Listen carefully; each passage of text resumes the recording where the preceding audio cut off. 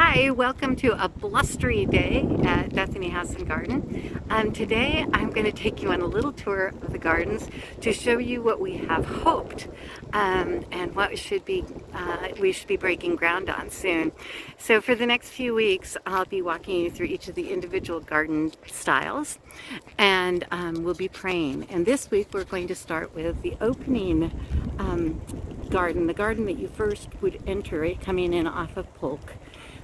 So that you can see, I'm walking up the little pathway by outside of Bethany House and coming past the little mini parking lot, and right between Polk and the driveway that goes down to Bethany House, there's a little area that we're going to be using for the Prairie Gardens.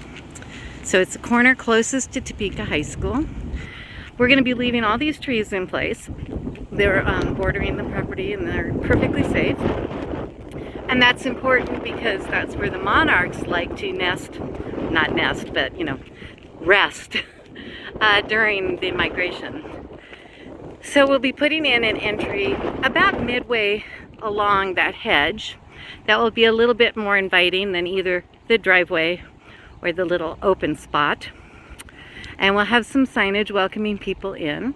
And in this area right in front of me will be where the Prairie Gardens will be, where we'll have native grasses, we'll have a circular seating area for people to sit and visit, some flint rocks for kids to jump on, and an opportunity for people to see the native grasses that grow so well here, and also provide a great habitat for a number of different animals. So we're hoping to increase some biodiversity, attracting not just monarch butterflies, but monarch butterflies, mason bees, leafcutter bees, and then also yellow swallowtails butterflies, as well as a variety of birds and other animals. Now, next week we'll talk about this next area, which will be joined to this with a little pathway. But now we're going to move into the our aspirational pictures, and then we'll do a prairie prayer. Now this is the view taken from Polk Street, from back by the hedges, so that you can see the entry. And then this is what we're hoping the garden will look like once we've gotten it in place. And as we enter into a season of construction and gardening work, I ask for your prayers and your blessings for this project, that it can move forward and help people to find their space in creation and to feel the presence of God in these gardens.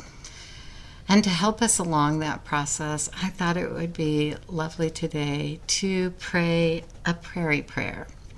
And I found this prayer in a book called A Prairie Prayer and Other Poems by Hilton R. Greer, and it was published in 1912. And the prayer itself is called A Prairie Prayer.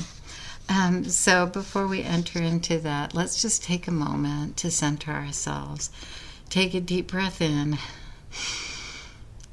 and let it out. And then another deep, slow breath in. And let it out. And then just continue to breathe softly, noticing your breathing, but not trying to alter it. And I'll pray this prayer as pictures of prairies that I visited over the last few months move across the screen. A prairie prayer.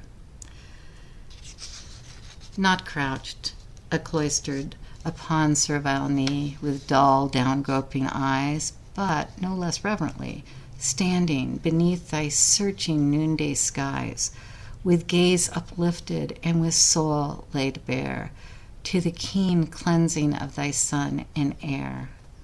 I, Lord, with free, full, frank, unfaltering tongue would speak with thee, worn with the world, with human-made wounds asmart, that I might heal my heart. To these wide prairie solitudes I fled, where with no roof save heaven overhead, Green earth, my house by day, my night, my bed. I might engive my soul too long unfree, and with clear eye that did but dimly see, through the time's trade-fogged, creed-clogged airs, roving fair nature's face, not unawares, might look on thine, O Lord, nor blinded be, and with tense ear might heed neath nature's tone, the deepmost underword that is thine own.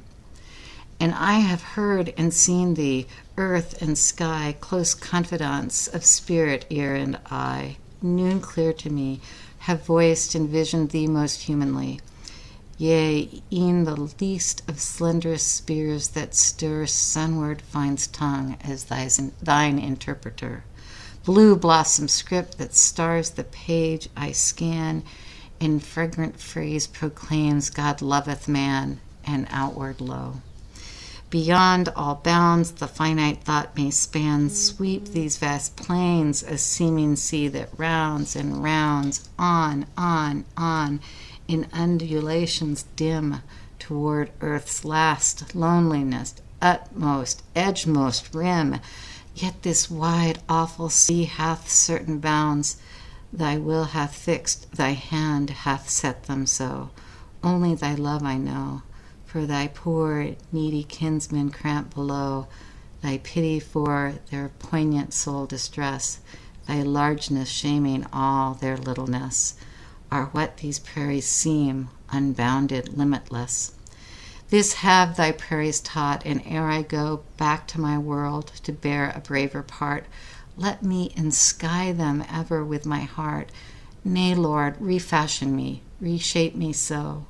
My soul new made shall be a prairie broad and free, with sunned warm space for all humanity. Let winds of purpose sweep it clean each morn, of ills outworn and doubtings shadow born. Let faith spring lushly after storms of pain, as grasses after rain. Let selfless aim and generous intent burst into blossom rich and redolent.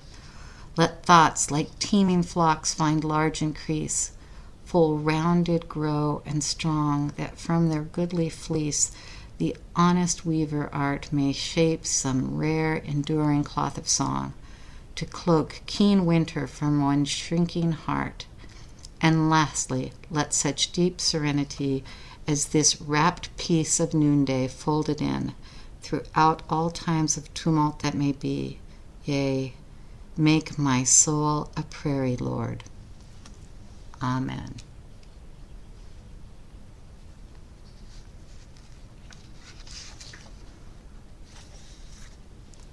I felt like those words really captured the prairie and the beauty of the prairie and the spiritual possibilities here at Bethany House and Garden. So I hope that you enjoyed that meditation, and I hope you have a blessed week, and may you find God in creation. Amen.